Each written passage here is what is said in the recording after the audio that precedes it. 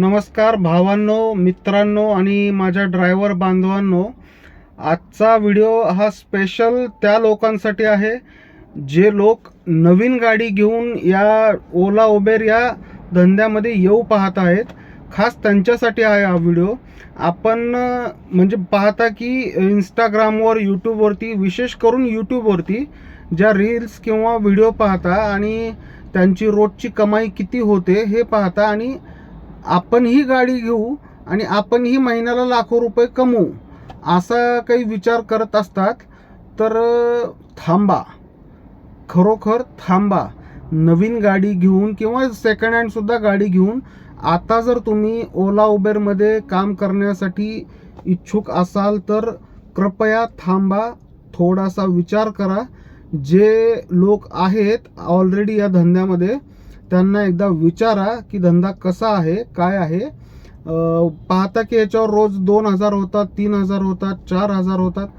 तर ते 2,000 3,000 कसे होतात, किती होतात, किती वेळ काम करावं लागतं आणि त्यासाठी आपल्याला CNG असेल, पेट्रोल डिझेल जे काही आहे ते 2,000मधून ते किती लागतं की त्याचा हिशोब काय. आणि त्यानंतर पुन्हा महिन्याला गाडीची सर्व्हिसिंग असते.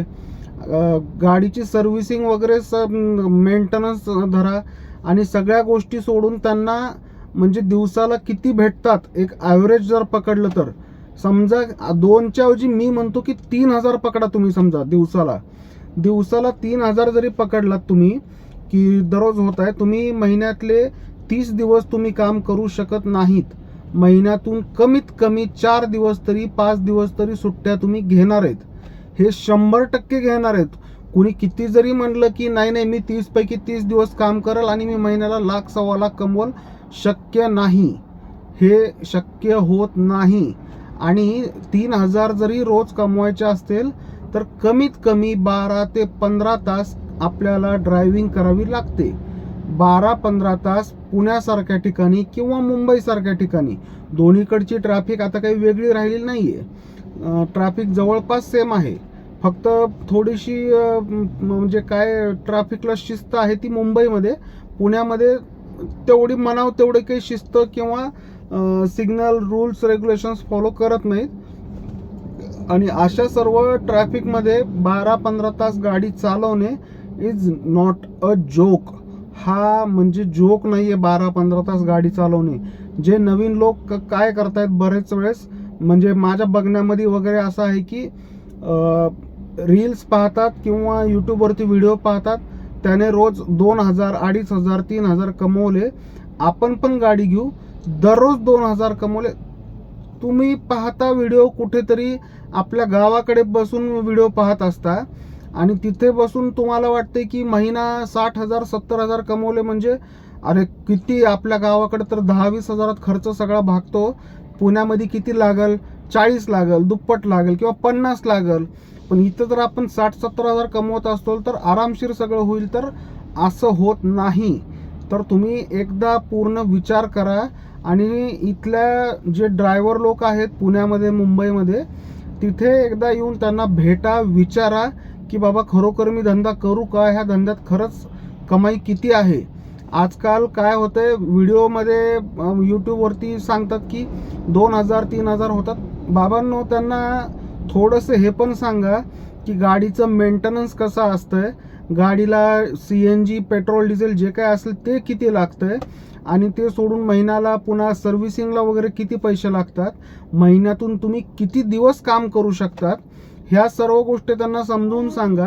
आणि सगळं गाडीचा खर्च कटून म्हणजे पेट्रोल डिझेल सोडून CNG जे पण आहे ते सगळं काही सोडून मेंटेनन्स आणि काय गाडीच्या सर्व्हिसिंगचा खर्च सोडून बाकी हातात राहतंय किती.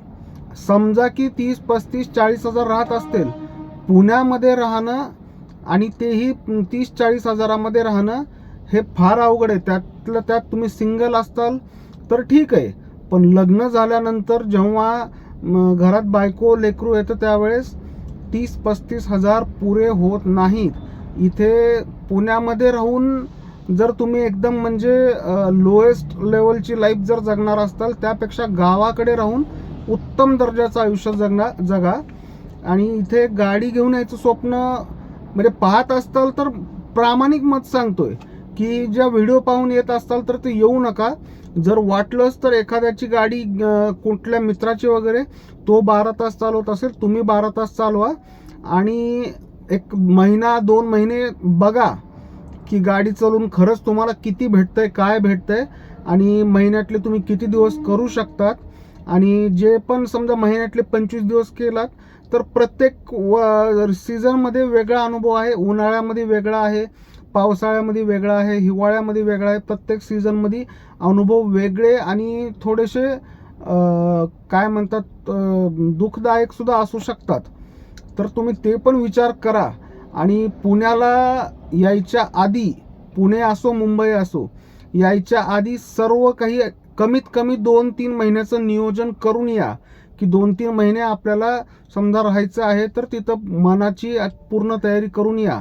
जेणेकरून इथं आल्यावर असं होणे की घरी तर गावाकडे मोठ्या मोठ्या गप्पा मारून आलो आपण पुण्याला किंवा आणि इथं आल्यावर कळतंय की काहीच होत नाही, मग वापस जायचाही रस्ता बंद होईल. घरून येताना सांगून या, 2-3 महिने पाहून येतो की काम जमतंय का कसं वगैरे, आणि जमलं नाही तर मी वापस येणार हे सर्व काही सांगून या.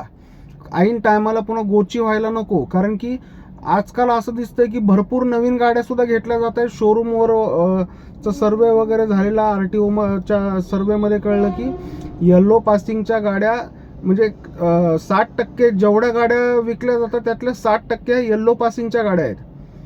तर हे प्रमाण खूप वाढलेले, पब्लिक तेवढी नाही आहे ते जेवढ्या येल्लो पासिंगच्या गाड्या वाढलेल्या आहेत. त्यामुळे अर्थातच ट्रिप फार कमी झालेल्या आहेत, कारण की गाड्यांची संख्या खूप म्हणजे खूप वाढलेली आहे.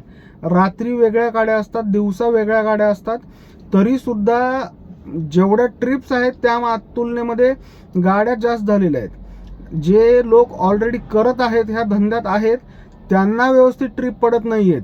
ज्या ट्रिप पडल्या त्यांना रेट व्यवस्थित नाही आहे. रेट व्यवस्थित नसताना सुद्धा लोक AC लावा म्हणतात आणि ॲपमधून सुद्धा सांगतात AC लावा. AC लावल्यावर तर तो रेट कसाच परवडत नाही. आणि त्यातून पुन्हा होतं आहे असं की जेव्हा रेट कमी मिळतो त्यावेळेस ट्रिप घ्यावी वाटत नाही. अख्खा दिवस बऱ्याच वेळेस बसल्या बसल्या दिवस निघून जातो, पण चांगल्या रेटची ट्रिप भेटतच नाही. तर या सर्व गोष्टींचा आधी विचार करा. विचार करून माझ्या तर मताने आता नवीन जर कोणी यायचं असेल तर त्यांनी येऊच नाही. पण जे जुने आहेत त्यांच्यासाठीचे व्हिडिओ आहेत की बाबा काय नियोजन करायचं, कसं नियोजन करायचं, ट्रिप कशा भेटाव्यात, आपण ट्रिप कोणत्या घ्याव्यात, चांगल्या ट्रिप कुठं मिळतील वगैरे, हे जे ऑलरेडी धंद्यात आहेत त्यांच्यासाठीच्या व्हिडिओ आहेत. बाकी नवीन येणाऱ्यांनी येऊ नये. शक्यतो पूर्ण विचार करून या. आणि मला विचाराल तर मी सांगतो की तुम्ही येऊ नका. नवीन लोकांनी ह्या धंद्यामध्ये काही राहिलेलं नाही आहे. दुसरा धंदा तुम्ही पाहू शकता, त्याच्यामध्ये चांगल्या प्रकारे इन्कम मिळवू शकता. तुम्ही ह्या धंद्यापेक्षा अगदी निश्चित मिळवू शकता. बाकी काय, ह्या धंद्यामध्ये यायचं असेल तर कमीत कमी 2 महिने आधी धंदा करा दुसऱ्याच्या गाडीवरती. जर तुम्हाला काही भेटतंय खरंच असं जर वाटलं तर करा. आणि त्यातून सुद्धा तुम्ही सिंगल असताल तर किती तुमचं मागं राहतं पहा की 10,000 20,000 किती मागं राहू शकतात का. कारण की 10-20 हजार जर मागं राहत असतील तर लग्न झाल्यानंतर तुमचं कसं तरी बॅलन्स होईल.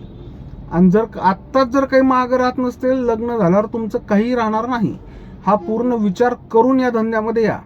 बाकी तुम्ही व्यवस्थित एकदा चर्चा वगैरे करा.